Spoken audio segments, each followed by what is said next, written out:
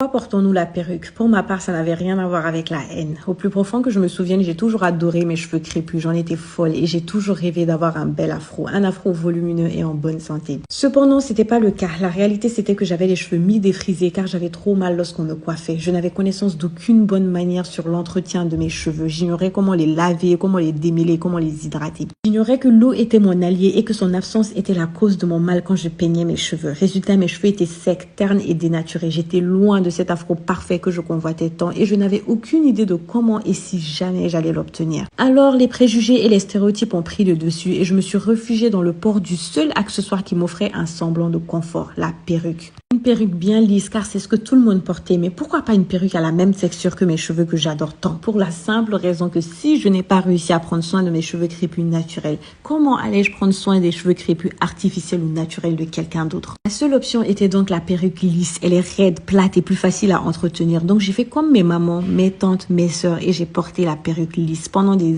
années pendant lesquelles je rêvais encore au fond de moi. Des années qui se sont montrées plus tard fructueuses car j'ai appris comment prendre soin de mes cheveux. Toute seule et grâce aux bouches à oreille, j'ai appris les bons gestes. J'ai commencé à les appliquer et mes cheveux se sont métamorphosés. J'ai enfin obtenu mon bel afro, un afro qui vous a fait rêver à votre tour. Mais pourtant, j'avais continué à porter la perruque. Par habitude, par peur d'abîmer ma couronne, car au moins la perruque les protégeait, c'est ce que je me disais, jusqu'à ce que je réalise la profondeur de l'impact que cela peut avoir sur moi-même, sur mes sœurs, mes filles, mes petites filles. J'ai réalisé que je tombais sans même m'en rendre compte dans le gouffre creusé par la ségrégation. Car oui, les femmes noires portent des perruques. Oui, dans certains cas, c'est parce qu'elles n'aiment pas ou ne savent pas prendre soin de leurs cheveux. Mais qu'est-ce qui a causé cette haine et cette perte de savoir? N'avons-nous pas été obligés de raser nos cheveux? Ne nous ont-ils pas imposé de lisser notre afro pour pouvoir travailler? N'ont-ils pas exigé qu'on porte la perruque pour ressembler aux normes qu'ils nous ont imposées? N'ont-ils pas enseigné à nos enfants la haine de soi et la vénération des traits occidentaux? Que n'ont-ils pas fait pour effacer notre identité? C'est eux qu'il faut blâmer et non les victimes qui subissent les conséquences de leur acte. Donc, au lieu de jeter à la femme noire la grosse pierre en espérant faire tomber de force sa perruque,